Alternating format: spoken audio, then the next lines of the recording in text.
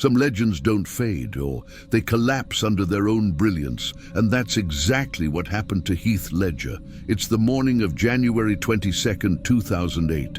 New York City is grey, cold, unaware that somewhere in Soho, one of the greatest actors of his generation has taken his final breath.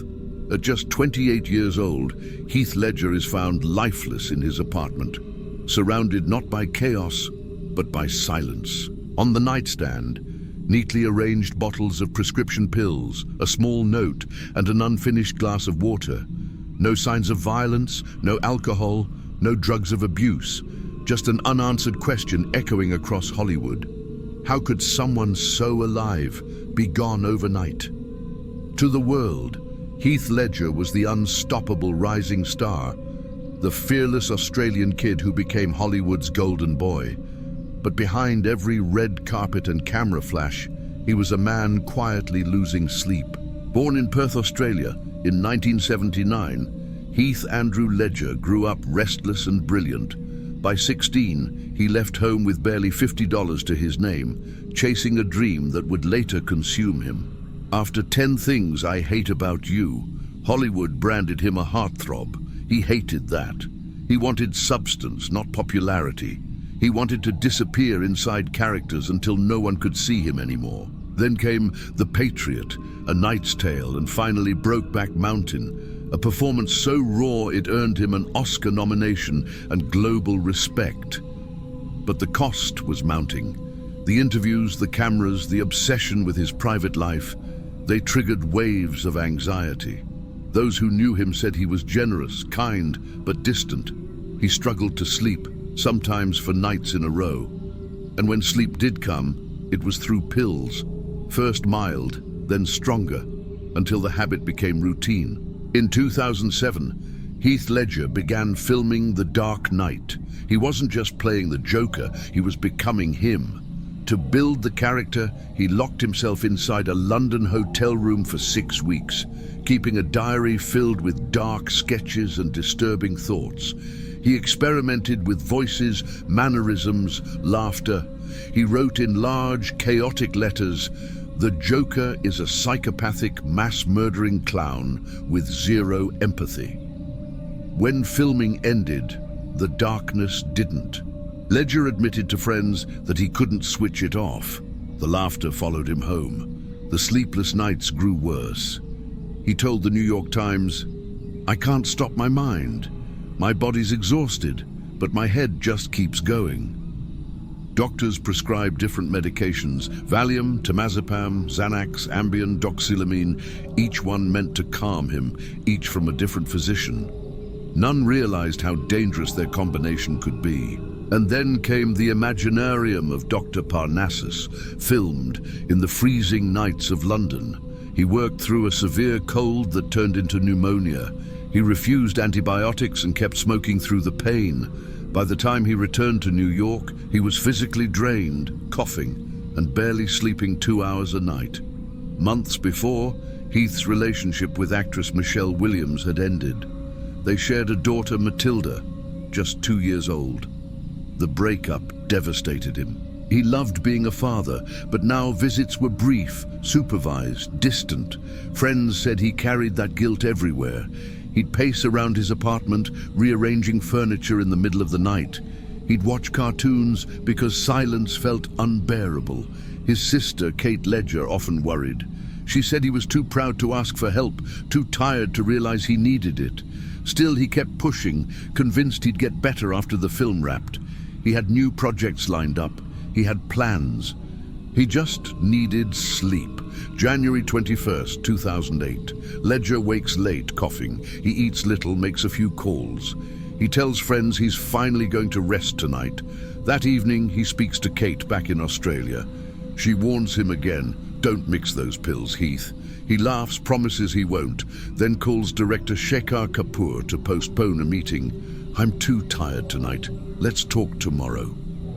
It's the last call he'll ever make. Sometime after midnight, he takes his medication.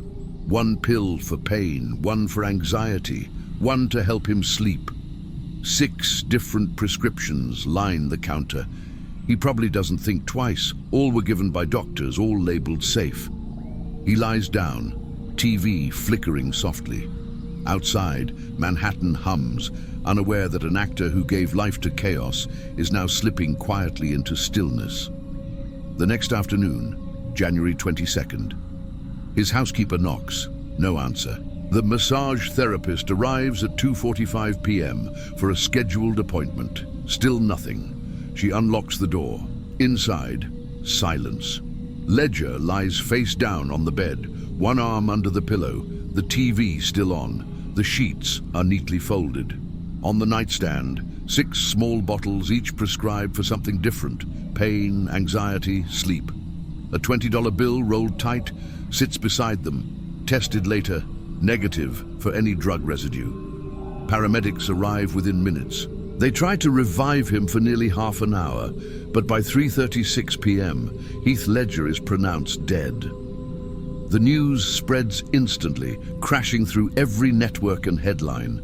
In Australia, his parents are told by phone. In Los Angeles, actors and directors stand in disbelief.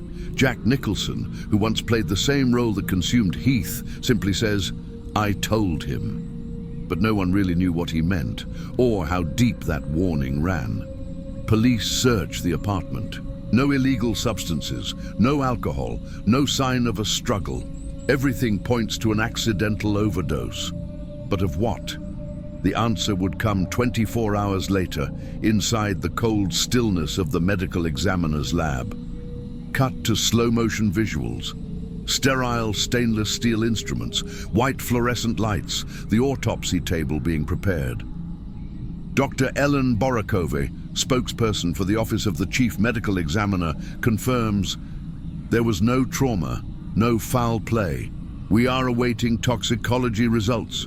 Across the world, headlines speculate. Was it exhaustion, depression, or the Joker itself that killed him? The truth was far less dramatic and infinitely more tragic, because what the autopsy would soon uncover wasn't a mystery of madness. It was a fatal mistake that could happen to anyone. The morning after Heath Ledger's body was found, the cold rooms of the New York City office of the Chief Medical Examiner filled with silence. Outside, reporters gathered, desperate for answers. Inside, the truth waited beneath a white sheet. At 8:30 a.m., forensic pathologists began the autopsy that would finally reveal what had taken the life of a 28-year-old at the height of his fame. Under the sterile glow of fluorescent light, Ledger's body was transferred to the stainless steel examination table. His skin was pale but unmarked. No bruises, no cuts, no signs of trauma or violence. There were no defensive wounds, no needle tracks, no external injuries of any kind. It was clear from the start. This was not a struggle, nor a fall, nor an act of self-harm. Whatever had killed him had done so quietly.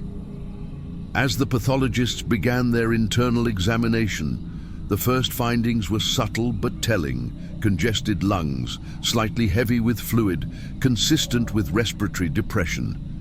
His heart appeared structurally healthy. There was no evidence of cardiac disease. The brain was intact, without hemorrhage or trauma. There was, however, one unmistakable clue. The lungs showed mild congestion, suggesting that breathing had slowed dramatically before death. It matched what the investigators already suspected. Ledger's body had simply stopped breathing while he slept. To understand why, toxicologists began their work. Blood, urine, and stomach samples were sent to the laboratory. For 24 hours, the world waited. When the results arrived, they confirmed a lethal truth. Inside Heath Ledger's bloodstream were 6 distinct substances, all legally prescribed, but never meant to be taken together. Oxycodone, a powerful opioid analgesic, commonly used to treat severe pain. It slows the central nervous system and depresses respiration. Hydrocodone, another opioid, acting on the same receptors as oxycodone, amplifying the sedative effect. Diazepam, known as Valium, a benzodiazepine used for anxiety and muscle relaxation. It enhances the neurotransmitter GABA, further reducing neural activity. Temazepam, a hypnotic medication prescribed for insomnia. Alprazolam, better known as Xanax, another benzodiazepine also used to calm panic attacks. Doxylamine, an over-the-counter antihistamine often found in sleep aids. It can cause drowsiness, confusion, and respiratory suppression in high doses. Each drug alone was within the therapeutic range, but when combined, they created a synergistic effect, a dangerous domino reaction where each compound magnified the next. Dr. Charles Hirsch, New York's chief medical examiner, summarized it in one chilling sentence. The cause of death was acute intoxication due to the combined effects of oxycodone, hydrocodone, diazepam, temazepam, alprazolam, and doxylamine. Manner of death: accidental. Here's what likely happened inside Heath Ledger's body that night. He took 1 or 2 pills to ease the anxiety, another to fight the cough and pain, then 1 or 2 more to finally fall asleep. Each acted on the same vital center of his brain, the medulla oblongata, which controls breathing and heartbeat. The opioids slowed his breathing rhythm. The benzodiazepines relaxed his muscles and further sedated his nervous system. And the antihistamine added a final layer of drowsiness. Slowly, his breathing shallowed. The oxygen in his blood fell. Carbon dioxide built up. The brain, deprived of oxygen, could no longer send signals to the lungs. And then, nothing. He likely drifted into unconsciousness long before the end, never realizing he was slipping away. There was no pain, no panic, just a slow, irreversible silence. Pharmacologists later reconstructed the sequence. If Heath had taken only the opioids, his body might have tolerated them. If he had combined only the sleeping pills, he might have simply slept too long. But together, these 6 compounds multiplied each other's effects tenfold. It's called polypharmacy toxicity, a fatal chemical synergy. Both oxycodone and hydrocodone depress the central nervous system. Benzodiazepines like Valium and Xanax amplify that suppression, reducing the brain's ability to trigger breathing. And when antihistamines like doxylamine join that mix, the sedative overlap becomes lethal. There was no overdose in the conventional sense. Ledger didn't swallow a bottle of pills. He took small, prescribed amounts. The tragedy was the combination, not the quantity. Contrary to rumors, the autopsy found no alcohol, no cocaine, and no illegal narcotics in his system. There were no needle marks, no damage to internal organs, and no evidence of long-term drug abuse. His liver was healthy. His heart was strong. He wasn't a man destroyed by addiction. He was a man undone by exhaustion. Heath Ledger wasn't chasing a high. He was chasing sleep. Outside the morgue, the media spoke of the curse of the Joker, but inside those walls, doctors saw something different, a warning written in chemistry. Ledger had been seeing doctors in 3 countries: Australia, the United Kingdom, and the United States. Each physician prescribed medication for different reasons: pain, anxiety, insomnia, recovery from pneumonia. None coordinated care with the others. Together, their prescriptions became a fatal puzzle. His father, Kim Ledger, later said, "Heath's death was totally accidental, but it's a reminder you cannot mix medications without knowing what they do to your body." The statement echoed worldwide, prompting health authorities to issue new warnings about prescription combinations. When the official autopsy report was released, it was just 1 page long, simple, clinical, and devastating. Acute intoxication by the combined effects of oxycodone, hydrocodone, diazepam, temazepam, alprazolam, and doxylamine. Manner of death: accidental. The report closed the investigation. There would be no charges, no further inquiry. But for many, the questions lingered. Had Hollywood's pace killed him? Had the Joker consumed him? Or had medicine, the very thing meant to help him, betrayed him in silence? 6 months later, The Dark Knight premiered. Audiences were haunted by his performance. Manic, magnetic, unearthly. It earned him a posthumous Academy Award for Best Supporting Actor.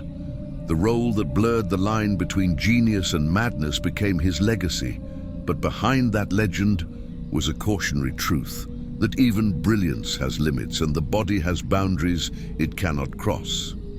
Heath Ledger's Autopsy wasn't just a medical document. It was a mirror reflecting a modern tragedy, the quiet, invisible dangers of over-medication, exhaustion, and isolation. He didn't die chasing fame. He died chasing peace. The file was closed, the cameras moved on, but the lesson remains. Sometimes, the most dangerous thing in life isn't a reckless act, it's trust in what feels safe. Heath Ledger's final night was not about the Joker, or Hollywood, or darkness. It was about a man who needed rest, and a body that couldn't hold on any longer.